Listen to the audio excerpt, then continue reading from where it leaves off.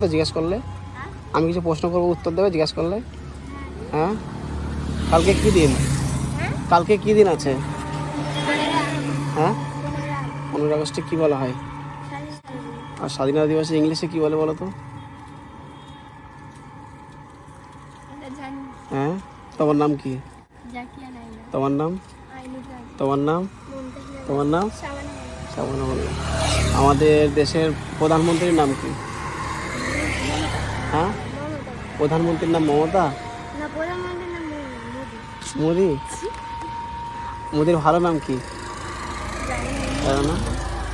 আমাদের দেশের রাষ্ট্রপতির নাম কি?